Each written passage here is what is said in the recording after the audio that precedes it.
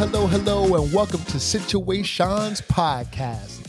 I'm your host, Sean Michael Williams, aka Shawnee Doo. You can call me Sean, Shawnee Doo. Doesn't matter to me. All I know is I'm excited and glad that you guys are here. Thank you so much for tuning in to episode 2. You guys are staying with us on this journey. Oh my goodness, the amount of love and appreciation that I have for you all literally is larger than the universe and existence itself. So thank you so much for tuning in. I mean, literally, your texts, calls, DMs, messages, comments, the hugs that I got in person from a couple people that I know, like your appreciation, everything about you, like your support, everything that you guys had said, the positive feedback on episode 1 was literally so heartwarming, and it was just so humbling, and literally I had to take a moment to kind of just sit and just realize and just say to myself, like, wow, like people actually care about something that you do, Sean. Like people want to listen to your story. Like it was just so unreal because I'm not used to having people that I know, and especially people that I don't know that are just listening in, not used to just having like that level of support. And so, yeah, like it means the world. So the fact that you guys are tuning in, you're sticking with the podcast means the absolute world to me. And I just want to say from the bottom of my heart, thank you so much for trusting me and allowing me to share my story and allowing me to be vulnerable and allowing me to ensure that your stories, your submissions, your questions, your opinions, your thoughts, your emotions are valid. And I want to make sure that your voices and everything about you is amplified on this show. So your submissions and your stories, everything that you guys share with this podcast anonymously, I want to make sure that you feel heard. Your voices, your thoughts, everything is heard. So thank you so much for coming with me on this journey and allowing me to share not only my story, but the stories that you guys have. So yeah, let's continue doing this. Let's continue making this podcast a safe environment for people to be vulnerable. So thank you. I also want to give a quick shout out too to all of you that signed up for the Patreon. Thank you so much. Your support, especially in that private Patreon community, helps this podcast grow, and I'm able to produce, quality content that's like this for this podcast. So thank you so much. If you haven't heard of the Patreon page that this podcast has, or you're not familiar with Patreon, to kind of just give you a quick rundown, Patreon is a private community for different content creators and artists of different types to be able to give, their supporters exclusive content that's not normally publicly available. And that's the goal of the Patreon for this podcast. So go to patreon.com/situationspodcast. And yeah, definitely, consider joining our private community because there's live streams, there's live chat, behind the scenes content videos. I'm going to be doing some bonus podcast episodes. So much fun going on in the private community. I'll even be sharing, some of the stuff that I'm going through, especially in the whole dating and relationship stuff like that. Of course, I'm giving it to you guys on this podcast, wherever you guys are listening to this, or if you're on YouTube, thanks for watching. But yeah, I'm going to be, I'm always going to be vulnerable with you guys and share what's going on, but there's even more exclusive stuff and more even, I guess, secret stuff that's going to be in the private Patreon community. So definitely join the private Patreon community. Thank you so much for your support. So really quickly, I kind of want to just unwrap my last week in dating as a whole, because it's definitely going to tie into today, and especially what we're going to be uncovering and unpacking on today's episode. Today's episode is going to be, discussing self-love, valuing yourself. And then we have a listener submission that we're going to be unpacking. So definitely stick around. You don't want to miss out on any of this. I'm so excited that you guys have been submitting your stories and stuff like that. Like, it really means the world. So thank you so much. Keep on submitting your stuff. So yeah, really quickly want to kind of just unwrap the last week that was in dating. And yeah, met somebody from a dating app, had a lot of fun. You know, we went to go get sushi. Anybody that knows me knows I love sushi. Shawnee fucking loves sushi. Like, if you put me on an island with just sushi and iced tea, that's all I had to eat and drink for the rest of my life, I'll be fine with it. Like, I wouldn't complain. Like, that is like goals right there. Just unlimited sushi whenever I want. A guy can dream, right?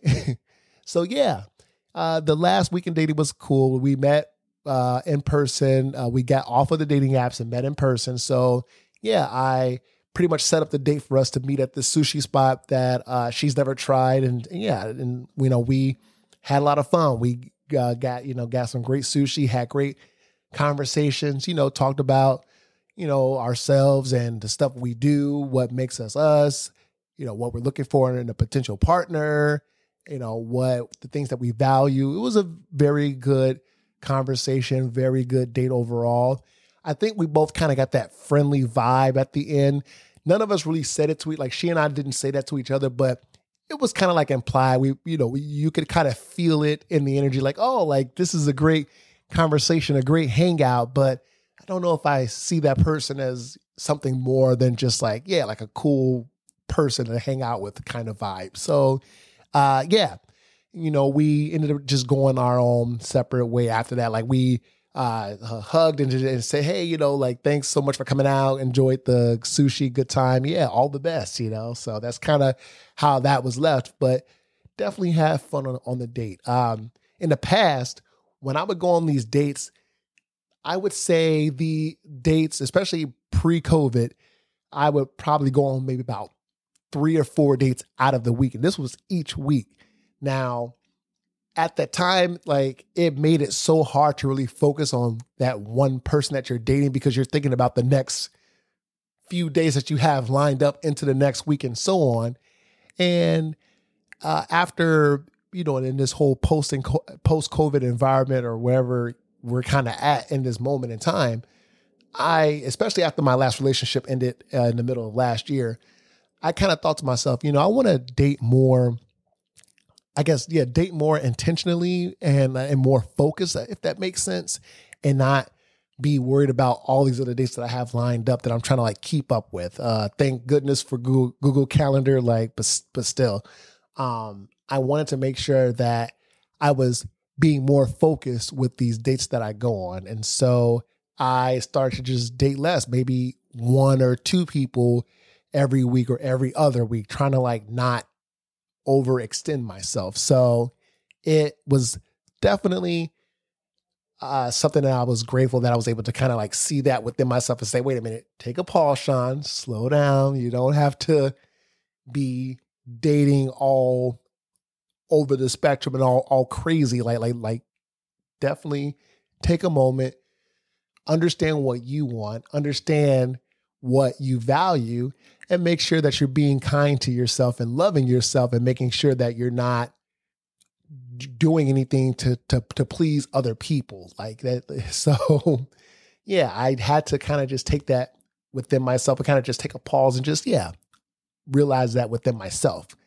And the whole dating environment has definitely changed, especially on dating apps, especially the cost of dating. Now, I live in this city. I live in Chicago, for those of you that don't know. So living in Chicago, it gets pretty expensive. It's an expensive city to dwell in. But yeah, in any case, back when I was dating before COVID, I would probably spend maybe about $50 to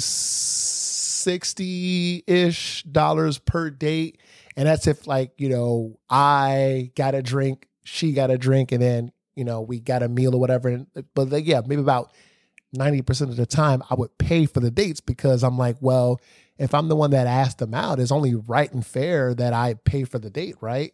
And I don't have like that old school mentality of, oh, the guy should always pay. No, no, no, no, no, no, no, no, no. No, like fuck out of here with that shit. No, like I like to assess it based on, how we're both feeling. Like if I'm on a date with somebody and they're like, hey, I'd rather pay or let's split.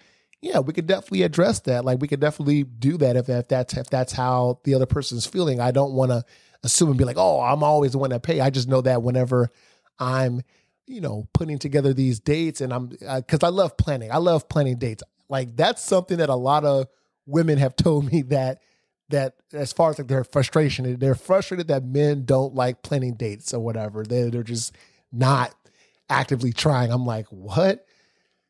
Guys don't like planning dates. Like I fucking love planning. Like I love it. Like I love agendas. I love putting together charts and stuff like that, making sure that we're organized. Like I live for that. So yeah, I love planning a date. And so a lot of women that I'm going out on dates with have mentioned that, like, oh yeah, I appreciate that that you've put together the date, that you've put in effort. Like I don't see that a lot in guys. I'm like, wow.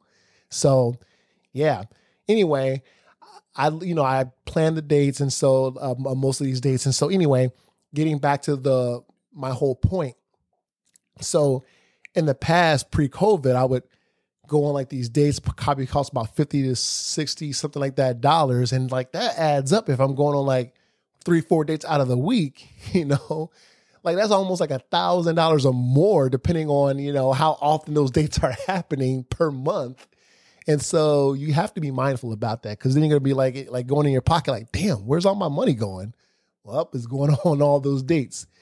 But yeah, so cost of living has definitely gone up in the last few years too. And the cost of dating has gone up, especially on, going out to like these places that I'm having these dates. And so I kind of switch it up. I don't go to like the same spot. I go to like different places in the city. Like, I'm not one of those like, what do you call it? Like those people that just takes a date out on like some Red Lobster date, some shit like that. Like if somebody takes you out on a Red Lobster date, real talk, that's a red flag. You probably need to, like cut that person off. Like, nope.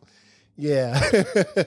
I'm not judging anybody at the end of the day, but I'm just saying, like, if you're trying and you really want to go on like a date that's like in a new environment, then yeah, you should want to put in a little bit of effort and maybe consider like a place that has like a really cool vibe to it or stuff like that. So again, not hating on Red Lobster or anything like that. Fucking love Red Lobster, but I'm just saying, this is probably not a place that you would want to take somebody on a first date, ideally, and for most situations.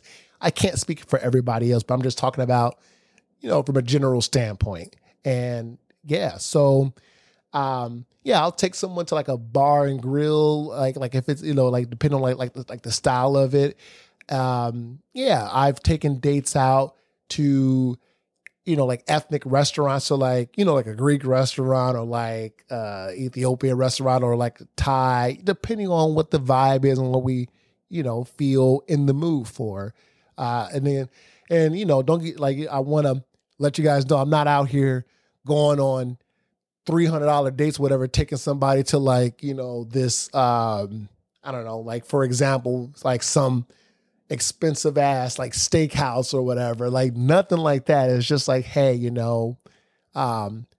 keeping it budget friendly, but at the same time, not like just like copping out and just doing some hole in the wall, like restaurant or some, I guess not ideal first date type of environment, if that makes sense. So definitely want to be mindful out there, like you guys, like everyone, I want you all to be mindful about where it is that you're going on dates or where your date is taking you, because that can because at the end of the day, the first date is like that's the first impression. Like that's where you're going to figure out most of the time, like, hey, okay, do I click with that person? Like, is that person someone that I can see more than, or in some cases you'll find out, well, is this person like at least somewhat sane, or are they a fucking serial killer? So, you find out a lot about somebody on the first date, and it's important to be yourself. Do not go out on these dates trying to be somebody that you're not, because people are going to pick up on that, and, they're going to fucking find you the fuck out. So don't do that. Like, don't play with people's emotions, people's hearts and stuff like that. And lying and saying that you're this when you're actually that. Don't do that. When you go on a date, be yourself. All right. Don't be somebody that you're not, because again, that's just going to snowball, and eventually you're going to end up slipping. And then now you just wasted not only your time, but somebody else's time, because they thought that you were something and you turned out to not be. So don't do that. Be yourself on the date. And yeah. So at the end of the day, the dating experience that I had this past week, overall, it was a good date. But yeah, wish her all the best. And,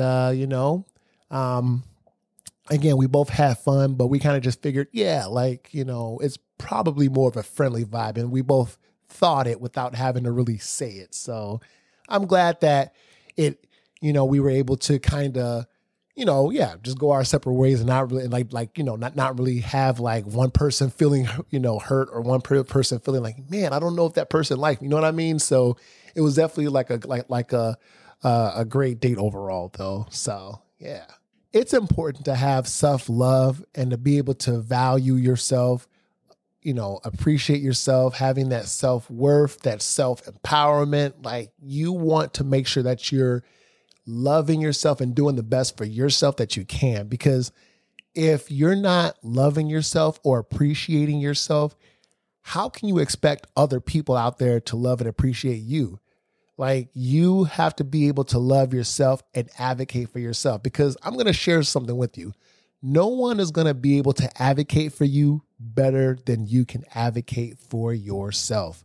It is important to be able to know your value and know your worth, because other people, especially people that don't give a fuck about you, they're going to just walk all over you. They're going to take advantage of you. They're going to do things to you that, that you won't be able to necessarily have control of or be able to do something about, because, you're just letting them just pile up on you and just take advantage of you. So you want to make sure that you're doing everything that you can do to love yourself and learn to forgive yourself. We all go through stuff. We all do stuff that we wish we hadn't done or said that we hadn't said. None of us are perfect. So it's important to be able to have that grace within yourself. And that's kind of going to tie in too with a lot of what we're going to be talking about today, in addition to, like, especially with that listener submission that we have queued up. So it's important to love yourself. And once you have that love within yourself, it'll be easier in the long run, especially when you're finding that person that you want to be your life partner. So love yourself, appreciate yourself, and forgive yourself. Even in my own past trauma, like I said, I left home when I was 17 years old because my stepdad and it's funny, like, he acquired the nickname Flanders because literally, he acts like Ned, like Flanders off of, Ned Flanders on The Simpsons or whatever. He'll act all friendly and doodly dude like people in the outside environment that he doesn't necessarily know. But if you know him personally or even behind closed doors, he's far from that. He's a toxic human being who, again, afflicted a lot of mental, physical, and emotional damage on me and my siblings, and my mom, growing up. So he repeated a pattern and a cycle of hurt, and that he was that he experienced. Like, his stepfather did the exact same thing to him, and so he did the exact same thing, to his own kids. So he's it's just repeating a generational trauma, hurt, and it's just wild that he puts himself first before he puts others, and puts his own feelings and thoughts and emotions before like anybody else. It's like, hey, like, well, if I feel this way, it only matters about me. Like fuck everybody else. So that whole mentality, he just pretty much just repeated the cycle. And I just know that on my end, I know for a fact that I'm never going to do that to my own kids. Like, it's like my future kids. I'm not a parent yet, but I definitely want to be a dad one day. And I want to give my kid the love that I never got. Especially, like I said, from Flanders, he didn't give a fuck about me growing up, and hey, it is what it is. And I'm glad that I'm here. Like, I have done, a great job with my own life and making sure that I'm loving myself. And yeah, I want to give my kid the love that I never got. And my biological father was never really in my life. And that's a whole thing that, I definitely want to talk about in a future episode as well, because there's a lot behind that too. So I'm going to be definitely open and vulnerable with you guys. I'm going to tell you guys more and more about myself and, the stuff that I've gone through as this podcast, continues to go.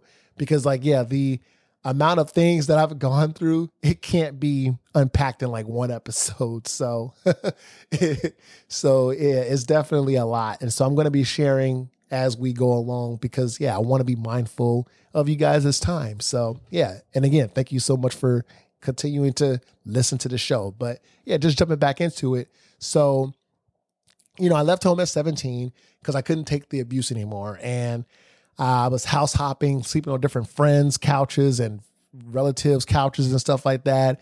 And it just made senior year a really hard time for me. Senior year of high school was like a really hard time because I was just like house hopping. I really didn't have like a home that I could be at. And I never told anybody this, but for about like a good like almost month, I was like sleeping on a park bench at Marquette Park. So, for those of you in Chicago, like that's like, in the South Side, it's like, it's like a pretty, not, not the best area to be in. But anyway, this is going to sound kind of fucked up. But I guess, on my end, like as far as like where I'm at that time, but I didn't want to worry anybody. And it's like, wait, what? You didn't want to worry anybody about your issues, like about something that you went through. You know what I mean? It's like, wow, like Sean, you should be able to want to tell somebody about it. In the Black community, mental health and emotional health and being able to talk about feelings and being vulnerable, it was never really highlighted like that in our community because we were always told to just, deal with it and move on. I mean, think of how society treats treats Black people like in the public eye, and so, we're not allowed to really have emotions in public because it's like, if a Black person is going through something like that and they're like breaking down or whatever in public, we're seen as a threat. So, and then especially within a lot of like Black communities within, even in home environments, it's like, just deal with it because you know what, at the end of the day, like there are bigger problems, or I don't want to have to deal with this person. So you have to just push it down and just move on. I want to see a lot more Black content creators talking about those stuff. I don't want to see that hurt and pain and cycle like that continue, especially in communities of colors for for generations and generations. Like that shit has to stop. That shit has to end with us. And that's what I love about the millennial generation and Gen Z, because we're talking about these things that were necessarily taboo to talk about because we have these digital platforms. We have these ways of getting our feelings, our thoughts, our emotions out. And that's the one thing I love about technology, because it's like in social media, because it connects all of us. And it creates this environment where it's like, okay, we're starting to see the implications of past hurt and trauma that previous generations had and that put onto our generation. And it has to stop with us. We have to be able to be open and vulnerable and talk about the things that are hard to talk about. And because if we don't do that, we're just going to pretty much repeat the same cycle that our parents, grandparents, great-grandparents, and so on pretty much dealt with and didn't necessarily unpack and try to learn from. So you're going to repeat history if you don't learn from it. So let's try our best to be better and be more open. So yeah, like I said, went through a lot of that hurt and pain and trauma, and, left home at 17, and I just wanted a better life for myself. And I just knew that, hey, at the end of the day, I want to be able to be different. I want to do better than what Flanders did. I want to do better than what my biological father did.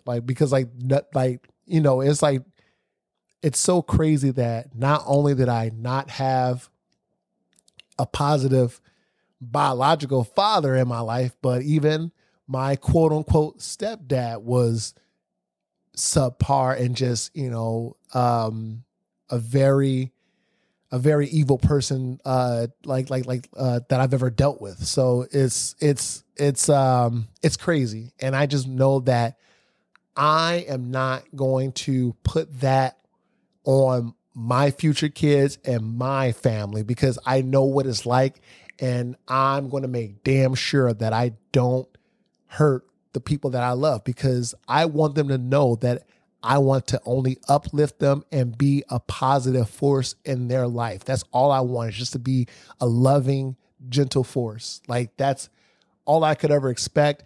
And again, I made that promise to myself that I'm never going to do that. And I'm going to fucking stick to that, because I'm tired of being hurt by people. And the last thing that I ever want to do is continue that cycle of hurt. So that whole generational emotional trauma shit, that hurts so much. And I want it to stop with me. I'm not going to continue that cycle. So that's why I say it's important to have that self-love, because if you love yourself, you are going to be able to love others in ways that are just unimaginable. I promise you that.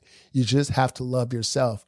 And because I love myself, and because I found value in myself after I left home when I was 17, as I got older, I learned to love myself. And I said, you know what?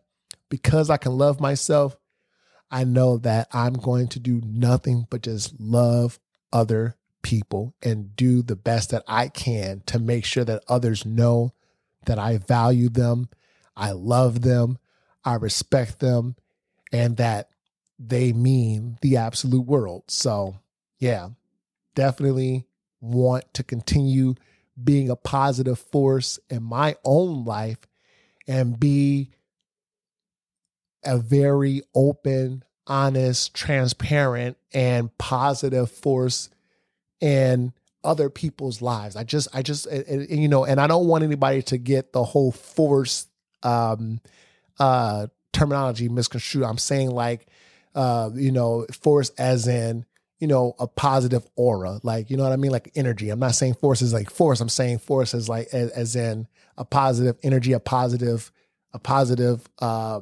person in somebody else's life. Again, I am so glad that you all have been submitting your stories, your questions. We got a few in queue, and I'm going to be unpacking these listener submitted stories in the order that they came in, just for, fairness. And yeah, I'm excited. Thank you all so much for submitting. All you got to do is just go to situationspodcast.com/submit. And yeah, that's how you can submit your story. Or, you can call the hotline 312-586-2664. Let it ring the voicemail. And then, submit, leave a voicemail of your submission. And then if you want to email us, just email situationspod@gmail.com. So yeah, definitely submit your questions and stories, and we'll unpack it on the show. So yeah, let's go ahead and dive right on into the first submission that came in.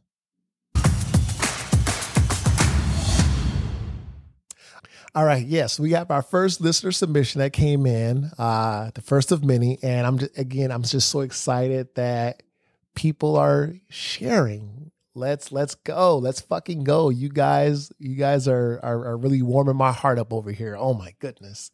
So yeah, I want to have a name for the listener submission segment. I don't know what to call it. DM me so that we can figure out a cool name for the listener submitted section. So let's go ahead and dive on into the first one. So this first one says, gender roles in a relationship, moving in with significant other, and a transition, moving out of parents' house, and the transition, and then how to balance life, jobs, hobbies, passions, social life, etc. So this is a great one. I definitely, think there's a lot in here that we can unpack on the show. And yeah, it's these are great questions that a lot of people have, especially as we're going through life, trying to find ourselves and find our worth and our value and like where we belong and like the people that we want to surround ourselves with and the life that we want to make for ourselves. So this definitely speaks to all of that. So let's go ahead and start off with like gender roles in a relationship. So different relationships have different, I guess requirements or I guess not requirements, but I guess like needs or different ways that they're navigated because it's all dependent on, the individuals that are putting together and building this foundation of love. So gender roles in a relationship vary. And I know with past generations, like our parents and grandparents' generation, it was kind of like, the man went to work and then the woman, stayed home and took care of the kids and cooked and cleaned and all that stuff. And I'm so glad that we're not in those times. I'm glad that we're in an environment where it's like, I feel like, especially like within like Gen X, millennials and Gen Z, more and more of us are like in those relationships where it's like, okay, yeah, we got those equal partnerships. Like, and I'm glad like that's the shit that I love. Like, no matter if you're man or woman, man or whatever it is that you identify as, it's important to know that we're all equals. Like they're like no one's better than the other person and so on and so forth. We're all equals. And so, yeah, gender roles in a relationship are important. So if you're seeing somebody and things are getting serious and you decide to definitely get to another level of your relationship, you're going to want to have those conversations, especially around gender roles and who does what and how that's all defined. So it's important to unpack that and have those conversations at the top because, in the beginning, because if you wait down the line, someone's going to like, one of you are going to get comfortable with something. And then like, someone's going to be like, wait a minute, I feel like you're taking advantage of me because you're doing this and like, or you're not doing this and I'm doing this. So you want to establish those gender roles early on. So maybe you and your partner are, trying to figure out, well, who pays the rent and who pays the utilities? Like, is it whoever makes more pays rent and whoever, makes like, less than pays the bills? Like, how does that go? Or even like with going out and dining, is this person going to pay or is this person going to pay? So, trying to definitely keep it, you want to make sure that you establish those from the beginning. So gender roles in relationship is all based on what it is that you and your partner agree to. And once you guys get deeper and deeper, you have those check-ins like, hey, like, how do you feel about what, the arrangement that we have by me paying this bill or by me doing this and you're responsible for for that. And the same thing with especially if you're bringing in kids to the situation, if you guys plan on having kids and stuff like that later on, it's so important to have those talks and those discussions about who does what. Because especially with, caring for kids, now your kids come first. Ideally in a partnership, it's okay. Your partner comes first. And then once you have kids, now your kids are first. Your kids are your number one priority. And it should be like that because you're you're grooming these young individuals that you created and trying to make them the best version of themselves and make them ready for the world out there that they're growing up in. So yeah, your kids are your priority. So as far as gender roles, you have to make sure that those roles are established early on in a relationship and make sure that you have those check-ins because things can change. And at the end of the day, the gender roles are based on whatever it is you and your partner want. It doesn't matter what your family thinks. Doesn't matter what your friends or whoever else outside in the outside world wants for your relationship. That shit does not, their opinions don't fucking matter.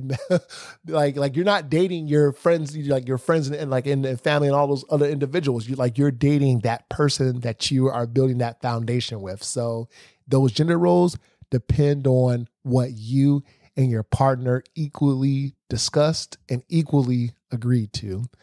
Yeah. And moving in with significant others, that's in the whole transition around that. That's definitely something that you want to make sure that you're ready for. Because if you get into a relationship with somebody and you decide to move in and it hasn't been that long of a time that you've been seeing each other, that's going to be kind of complicated because now you're going to be trying to make sure or almost like speeding up the process, but like you're like almost forcing that relationship to pan out. And you want to make sure that you're ready to move in together. Because if you do it too early on the relationship, or if you do it because you're not ready, or because you don't want to have to pay, your own rent or whatever, because like, I'm not saying that, but I'm saying like, you don't want to have to pay, $4,000 for a rent or mortgage by yourself, which is totally understandable because living in general is expensive. But you want to make sure that you have those discussions with your significant other, before you decide to move to that chapter of moving in together. So you have to make sure, does it make sense? Like, are we in a place that we feel ready for it? Do we feel like we've built enough of a rapport together and we understand each other, like we're understand each other's habits and stuff like that? Because yeah, your significant other probably might, leave dirty dishes in the sink or not fold laundry correctly or do something that, like annoying that they have like in their routine that you're not used to, that kind of fucks with your routine. So you have to make sure that even those things are checked off because like, yeah, people are going to get annoyed with each other every once in a while, especially if you're living together. So you want to make sure that you are taking that into consideration. And even in my own life, just really quickly, I know I moved in with my last relationship a year after we started seeing each other. And I really didn't want to move in, but she put me in a position where it was like pretty much guilt tripped me. Oh, you must not love me if you don't want to move in. Oh, you must think less of me, or oh, you must not trust us that this relationship is worth it. It's like, no, like we argue too fucking much. Like I said, we were arguing every single day. So I'm like, no, we fucking argue too much. I don't want to move in. And then like after like 2 weeks have to move out because like I can't deal with it anymore. Anyway, I put all my values last, and again, I didn't think about what I wanted in that situation. I ended up just moving in after like a year of being together. And then 3 months later, I moved out. And because I couldn't take it anymore, because yeah, we did exactly what I like what I predicted. We'd be arguing and I would get tired of it and couldn't do it anymore. So long story short, yeah, moved out, and it was just like, it was so fucking expensive because it's like I had to, get a new place, do the whole security deposit, rent, and all of that stuff, application fees and all that stuff. And then she convinced me to like throw out all my furniture from my previous place. And so like by the time I was, I moved out of her. So when I moved in with her, all my furniture was just was thrown out. So when I, moved out, when I broke up with her, I was like, okay, now I got to get new stuff. I wish I had just trusted my gut and just not moved in with her. But again, I was thinking about everybody else but myself in that situation. And so yeah, you have to make sure that you are absolutely ready to move in with a significant other. Because if you're arguing a lot, or if you're not getting along, or if you both can't handle or each other's routines, then yeah, it's going to make living together hell. So have those discussions and do those check-ins with yourself and with your partner. Make sure that you're on the same page about moving in, because it's a huge life decision, and you want to make sure that at the end of the day, you both feel good with it and that none of you feel slighted or anything like that. And even with the whole transition of moving in with a significant other, it's going to be a journey. But if you guys are handling this together and you're on the same page about how to, like planning like the date of when you're going to move in, how things are going to work, who's going to buy what, this is going to tie back into the whole gender roles. So you want to make sure that you have those checks and balances, and making sure that, at the end of the day, the transition of moving in with a significant other isn't going to be butterflies and roses. You're going to have those decisions, or those disagreements, or maybe a difference of opinions. Like, okay, well, yeah, like how far are we going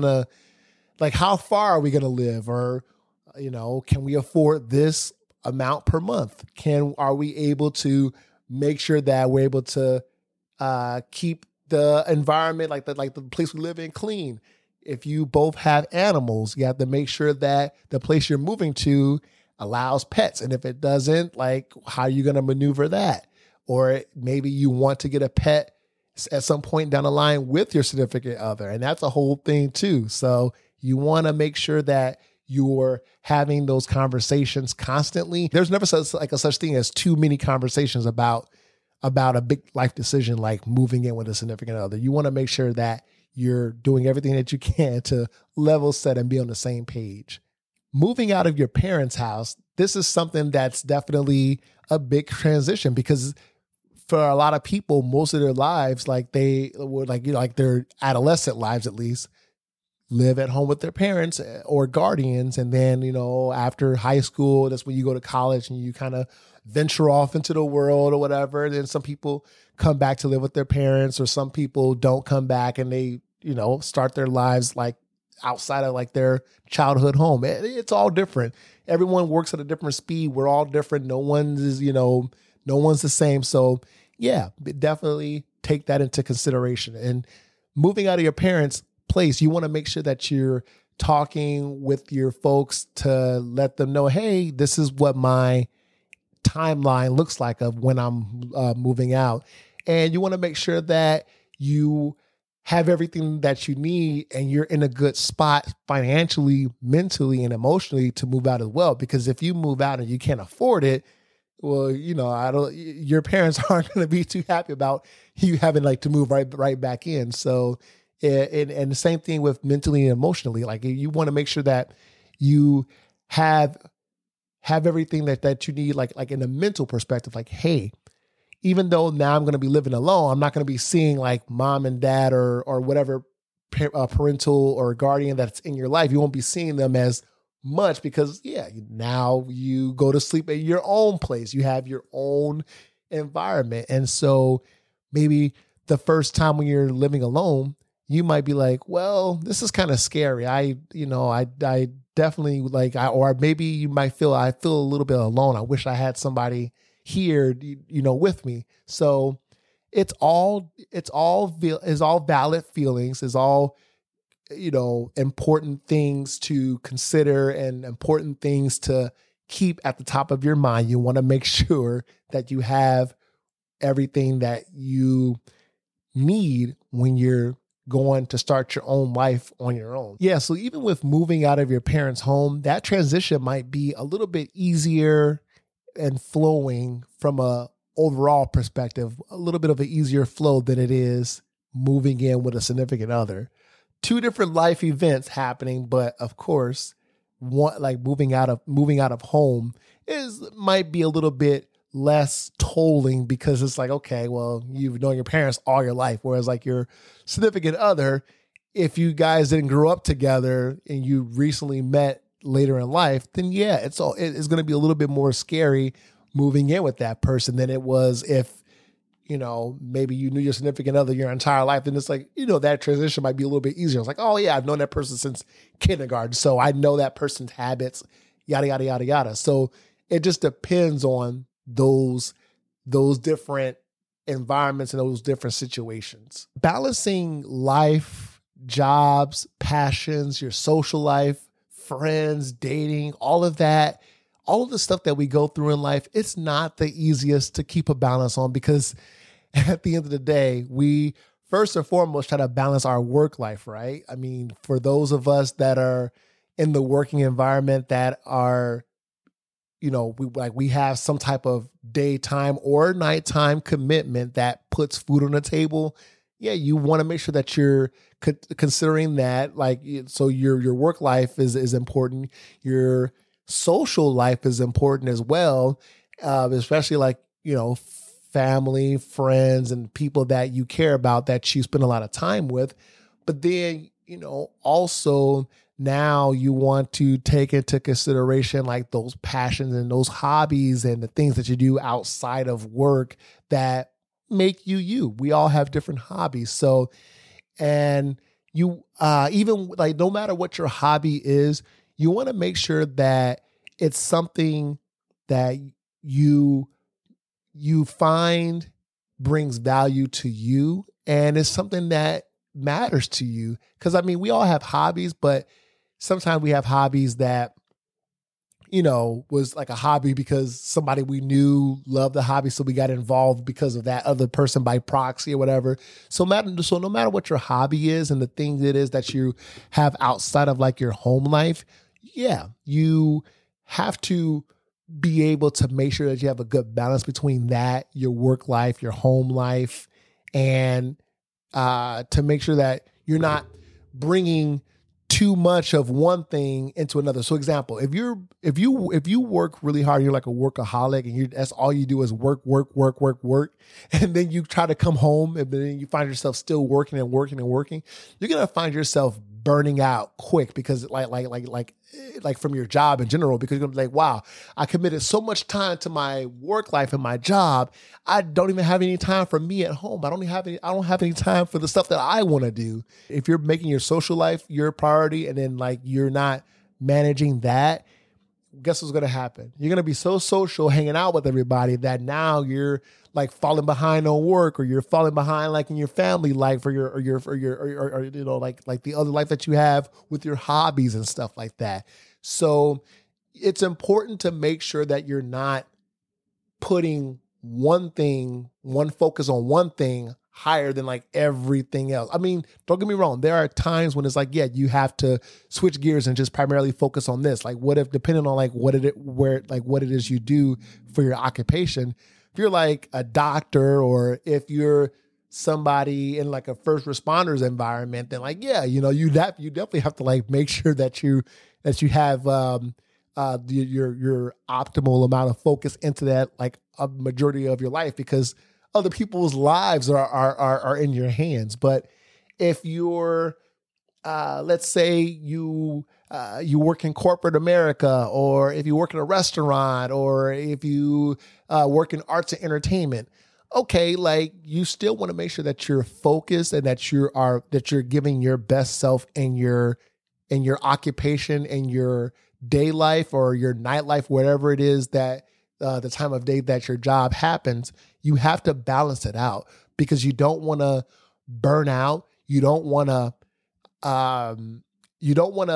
put everybody else first, and then and put everybody else at work first and then yourself last. Because what's going to happen is you're going to bring that that agony that you feel from work home with you, or you're going to bring it into your hobby or into your your friends and your other environments, and people are going to be like, wow, like why is that person being so mean, or why is that person so upset all the time? Like what's going on?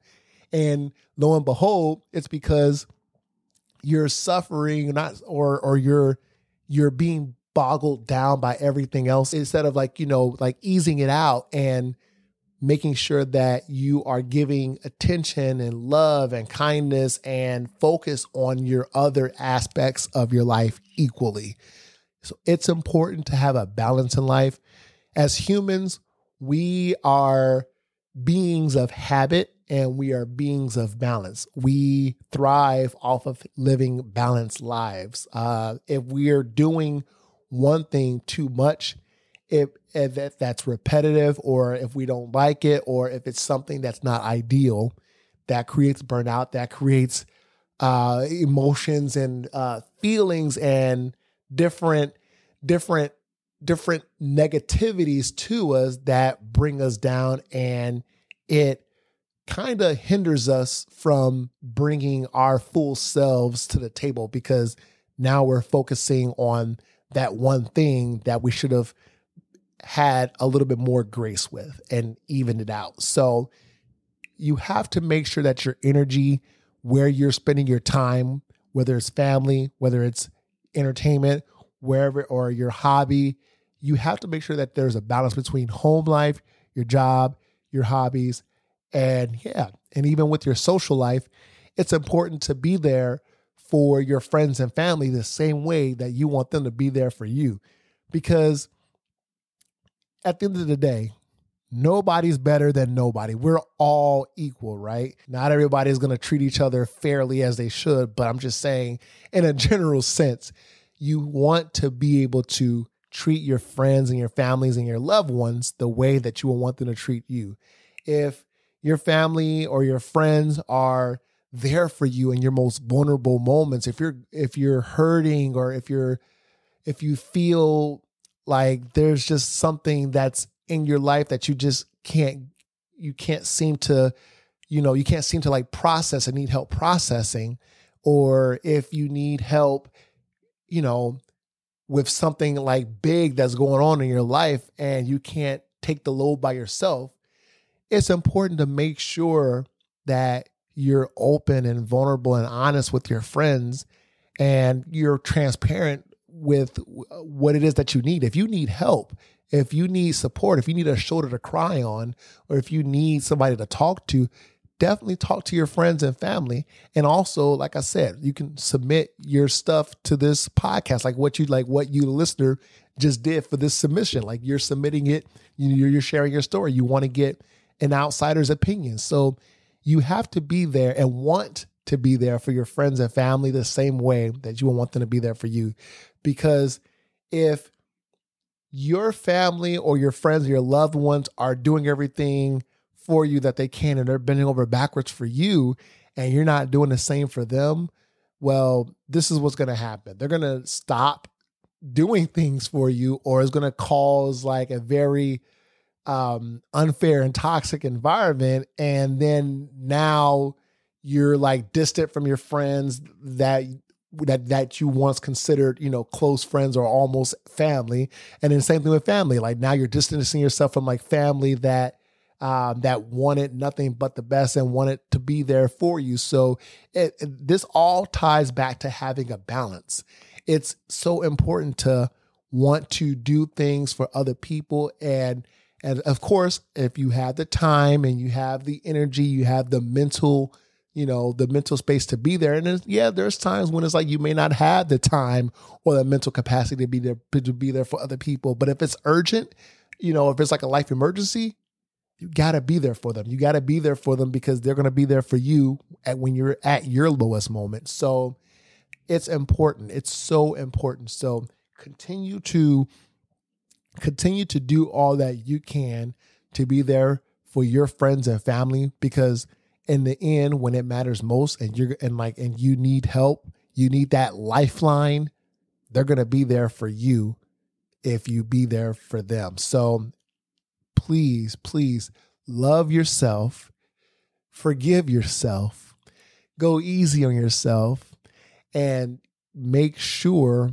that you give balance to your life, you give balance to your hobbies, you give balance to your social groups, the people that you care about in your life, and make sure that you give things a deep enough thought before you go out and do whatever it is you're doing. Like, it's important to think about these things that you do before you go and do it. Like no matter what the experience is, it's so important to just be self-aware. You have to be aware with how you come off to yourself, how you come off to your friends and family and the people in your life, and how you even come off to the people in your work environment.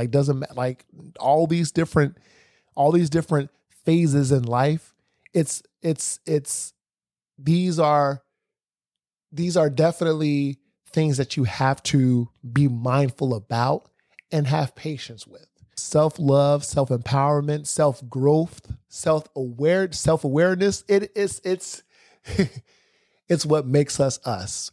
So at the end of the day, have balance in every different aspect of your life. Have balance, have the conversations with the people that matter to you most, especially if you're moving in or moving on to another chapter of your life with those people that matter to you.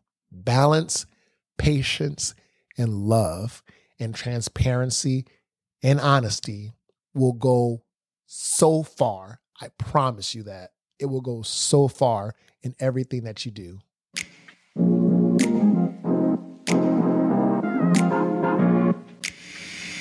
Thank you so much for submitting your story to the listener. And again, to all of you listening, please, please, please, please share your story, your question, your mental health, your life experience, thing that you're going through, so that we can all unpack it together on the show. You matter. You fucking matter.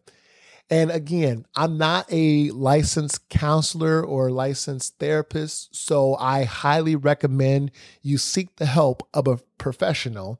And again, we are all here for each other, and you have to give love and grace for yourself. So definitely take yourself into consideration. Love yourself. And if you're at home or on the bus, on a train, or if you're, in the car, definitely remember, like, you could play this podcast wherever you go. Take Situaseans podcast with you. And remember, Situaseans podcast, we're on YouTube. This is a video podcast as well. It's not just audio. There's video as well. So go to youtube.com/@situationspod and you can watch this podcast, right? I mean, come on. Like, we love being able to, in a digital world, we just love being able to just visually see things. So click that bell so you will be notified first of when a new episode drops. So yes, follow the YouTube channel. Like it's free. Like, you can watch this for free on YouTube. So yeah, definitely catch us on YouTube and follow us on social media @SituationsPod. We are on TikTok, Facebook, Instagram, all the digital social channels. Like, you can find us there. So follow. And yeah, I cannot wait to connect with you guys on social media as well. We're on Apple Podcasts, Spotify, Google Podcasts, wherever you listen to podcasts, you can find Situations Podcast. Thank you all so much for listening to this podcast and continuing on this journey with us.